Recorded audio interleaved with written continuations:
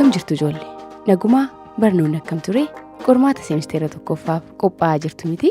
Baay'ee gaariidha. Sirriitti qo'adhaa. Tolee ijoollee, yoo sirriitti qayyabattan yookaan qo'attan qabxii bareedaa fiddanii waan karoorsitan milkeeffachuu dandeessu waan ta'eef. Hayyee qophiilee karaa chaanaalii OBN gaammee isiniif dhiyaachaa turanis torban darbe jechuu keenya. Sirriitti daawwattanii waan hedduurraa barachaa ittiinis bohaaraa turtan miti? Eeyyeen akkas akka gootan ni abdanna. Ijoollee qophiilee karaa chaanaalii OBN gaammee isiniif tamsa'aa turan hedduu isaanii isin daawwachaa turtan keessaa qophiin Oromiyaa isa tokkodha.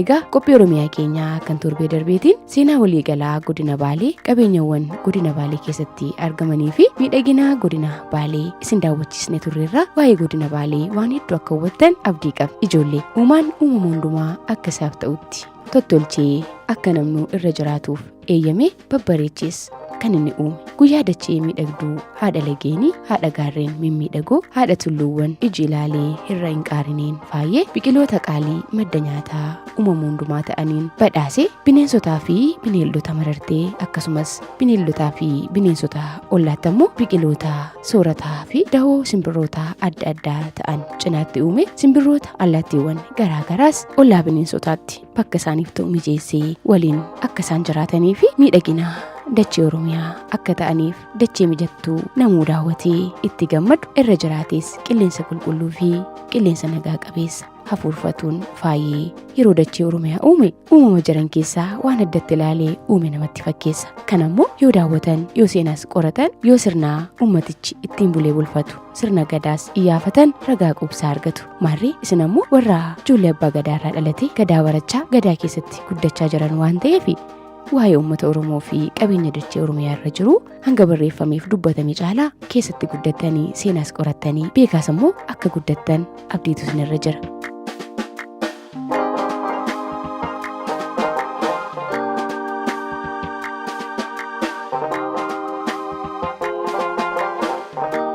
Egaa dachee miidhagduu waan himamuu fi waan irraa daawwatamee hin quufamne hedduun badhaateen qophii Oromiyaa keenyaan jechuu keenya. Yaadaan garaa Oromoota Tuulamaa warra kallattii lixa biiftuutti argamanii yookaan ammoo gara godina Shawaa Lixaatti isin imalchiisuudhaan qabeenya uumamaa ganamumaan uumaan uummata Oromoo badhaase dachee Oromiyaa irratti faayeen wal isin barsiisuuf jennaati. Yaadaaf qalbii keessan chaanaalii OBN gaammee wajjin godhadhaa. Qabeenya Oromiyaan qabduun wal baraan ammoo affeerraa keenya. Ijoollee isin qabeenyawwan uumamaa hedduu akkasumas qabeenya namtolchee qe'ee Oromoota Tuulamaa jiran hedduu isaanii keessaa haroo Dandii yeroo jedhan dhageessanii beektu? Haroon Dandii haroo uumamaati moo kan namtolcheeti laata? Mee akkuma teessanii nu daawwachaa jirtanitti maatii keessan, hiriyoota keessan akkasumas namoota wajjin teessanii nu daawwattan wal gaafadhaame.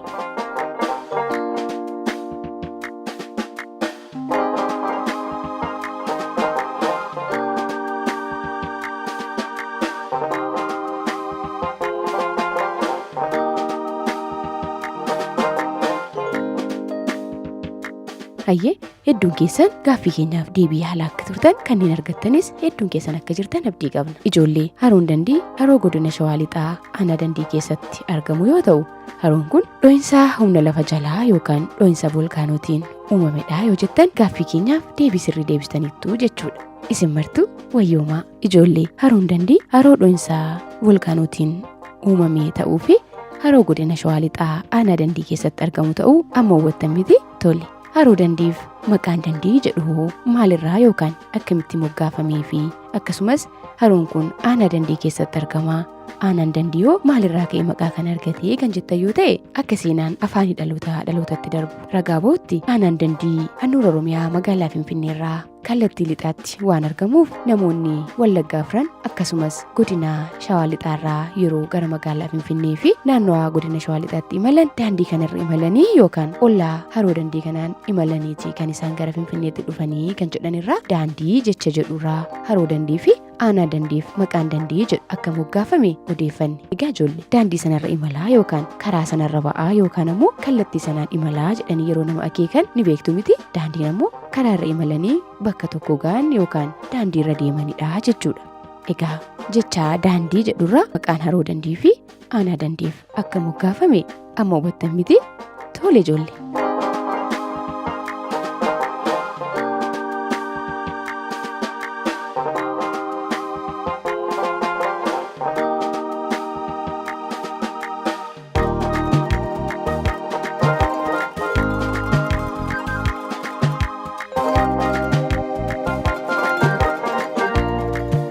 Egaa ijoollee haroon dandii haroo magaalaa guddoo fi handhuura Oromiyaa magaalaa Finfinnee irraati fageenya kiiloomeetira 108 irratti kallattii dhiyaatti argamu yoo ta'u magaalaa guddoo godina Shawaa Lixaa magaalaa Amboo irraa immoo fageenya kiiloomeetira 66 irratti kan argamudha. Kana qofaa miti magaalaa aanaa dandii magaalaa Gincii irraas fageenya kiiloomeetira 31 fagaatee haroo aanaa dandii keessatti argamudha. Kana qofaa miti ijoollee mee haroo dandii daawwadhaame halluun isaa halaalarraa yoo ilaaltan baay'ee hawwata miti biqiloonni naannoo kana jiran akkasumas namoonni naannoo haroo dandii ollaa haroo dandii aanaa dandii keessa jiraatanis oomisha garaagaraa kunoo mana isaanii cinaatti yeroo oomishan magariisummaa dachee dabalee akkasumas midhaan gosa garaagaraa yeroo barbaadanitti osoo rooban eeggatiin jechuu keenya akka isaan oomishanii sooratan of bira darbanis immoo gabaatti baasanii akka isaan gurguratanii birrii yookaan qarshiirraa argataniif haroon dandii ga'ee isaa ba'achaa jira. Egaa isiniyyuu saayinsii keessatti yeroo barattan bishaan yookaan ammoo haroon tokko faayidaa hedduu qabaachuu isaa barattanii jirtu miti? Keessumaa ammoo haroon dandii haroo bishaan qulqulluu badhaadhe waan ta'eef gama tokkoon loonii fi bineeldonni akkasumas beelladoonni garaagaraa dhuganii naannoo isaatti ammoo biqiloota naannoo kanatti margan yookaan biqilan sooratanii kana bira darbanis oomisha garaagaraa namoonni yeroo ittiin oomishan faayidaa bishaan kennu hedduu isaa haroon dandiis kennaa akka jiru ni hubattu miti? Tole haroon dandii egaa bishaan taliila qulqulluu faayidaa adda addaa kennuun haroo badhaadheedha. Gadi fageenyi isaa sirrii lafaarraa hangamii bal'inni haroo kanaa'oo hangamii kan jedhu baruu barbaaddu miti? Tole haroon dandii sirrii lafaarraa meetira 58 gadi fageenya kan qabu yoo ta'u bal'inni isaa immoo lafa heektaaraa 820 haroo uwwisee argamudha. Kana qofaa miti mee daawwadhaa waa tilmaamaati gaaffii koonaaf deebisaa. Haroon kun bocni isaa yookaan ammoo yeroo ija keessaniin ilaaltan qubee wayii moo lakkoofsa fakkaata mi'a adda baasaa sirriitti hubadhaame. Tole qaxaleewwan keenya hedduun keessan haroon kun lakkii qubee hin fakkaatu garuu boca lakkoofsa 8 qabaa akka jettan abdii qabna.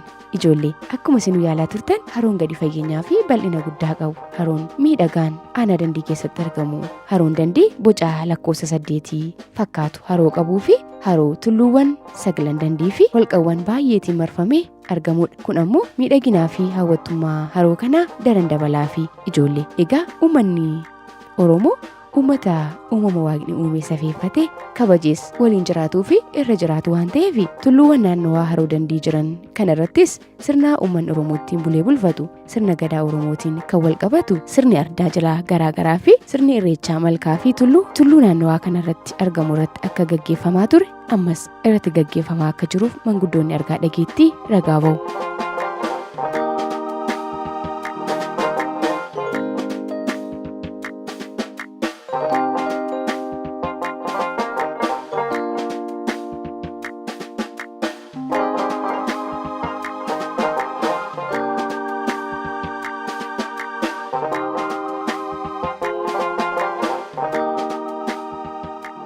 Ijoollee egaa uummanni Oromoo uummata lafasaa akkasumas waan lafasaa irratti uumame hundumaaf kabaja qabuu fi addumaan ammoo lafasaa safeeffate kabaje uumamacha irra jiru wajjinis waliigalee jiraatu waan ta'eef horteewwan Oromootaa Tuulamaa fi warreen kallattii dhiyaa jiran martiyyuu akka isaaniif tolutti waliif qoodanii tulluuwwan 9 naannoo haroo dandii kana irratti jila garaagaraa yookaan ardaa jilaa garaagaraa gaggeeffachaa irrattis irreeffachaa safuu sirna gadaa keessa jiru hundumaa irratti raawwachaa akka turan ammas irratti gaggeeffachaa akka jiran ragaan arganii ni eera. Egaa tulluuwwan haroo dandii marsanii jiran hedduudha. Hortee Oromootaa Tuulamaa keessaa warra kamtu tulluuwwan kanneen irrattis irreeffachaa ardaa jilaa garaagaraas gaggeeffachaa ture kan jetta yoo ta'e muraasa isaanii isin yaadachiisuudhaaf hortee Shiruu Liiban, hortee Gabbee Shannoo, hortee Galmoo Jiddaa yookaan hortee Maaruu, hortee Qorichaa Warrii yookaan hortee Kubee, hortee Dabalee Dagam, hortee Gaaleeyyii, hortee Gaaleenyii, hortee Koojjii, hortee Maaruu, hortee Jatee wal gaafaatu abbummaadhaan sirna ardaa jilaa fi irreeffannaa naannoo tulluu 9 haroo dandii marsanii jiranii irratti gaggeeffataa ture ammas gaggeeffachaa jira. Maarree kun immoo uummanni Oromoo uumama hundumaa kabajii akka ta'utti wajjin jiraachuusaaf ragaadha.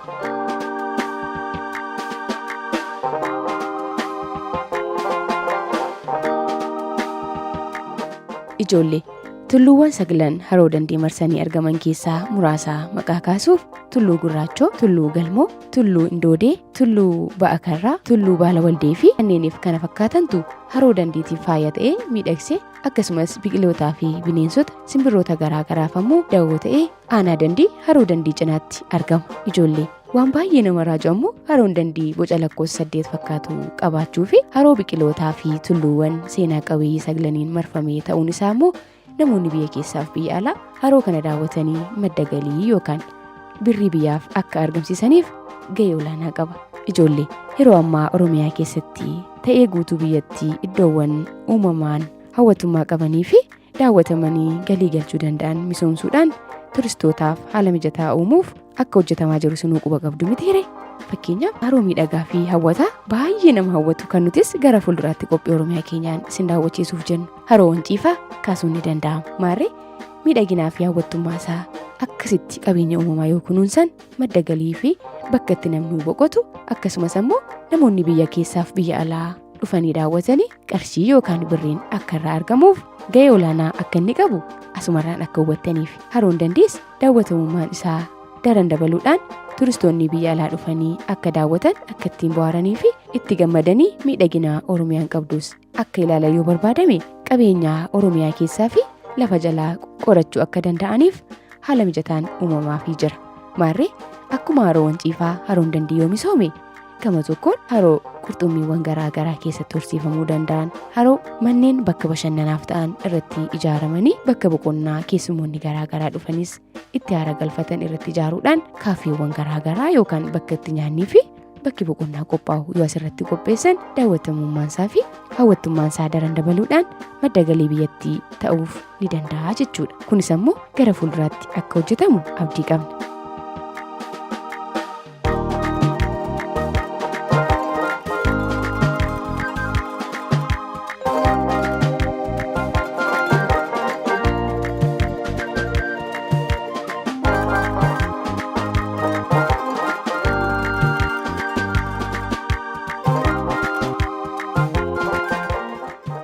Ijoollee haroon hawwataan godina Shawaa Lixaa aanaa dandii keessatti argamu haroon tulluuwwanii fi holqawwaniin marfamee argamu kuni haroon dandii jechuu keenya. Lafti diriiraan naannoo haroo kanaatti argamu ammoo miidhagina haroo kanaa dabaluu bira darbee turistoota biyya keessaa akkasumas kan biyya alaa dhufanii akka daawwataniif gahee olaanaa ba'a. Egaa ijoollee isinis ammoo waan nuti isinitti himne qalbeeffattanii namnu waa'ee Oromiyaa miidhagina ishee hawwattummaa ishee uummanni Oromoos ummata sirna gadaatiin bulee bulfatu ummata sabuu safeeffannaa uumama hundumaaf qabu ta'uusaa akka itti himtan ofii keessanis seenaa maanguddootarraa akkasumas kan barattanirraa kana bira darbees karaa chaanaalii OBN gaammeetiin waan nuti isiniif dhiyeessinu qalbeeffattanii waa'ee biyya keessanii akka namatti himtan Oromiyaas akka namoota garaagaraaf hiriyoota keessan barsiistan gahee qabdu. Egaa ijoollee qophii Oromiyaa keenya irraatiin waa'ee haroo dandii hawwattummaasaa bakka itti argamaa fi gadi fageenya haroon dandii qabu qabeenyawwan naannoo haroo dandii marsanii jiran hedduun akka jiran qophii Oromiyaa keenya daawwattan irraa akka hubattan abdii qabna. Egaa isin ammoo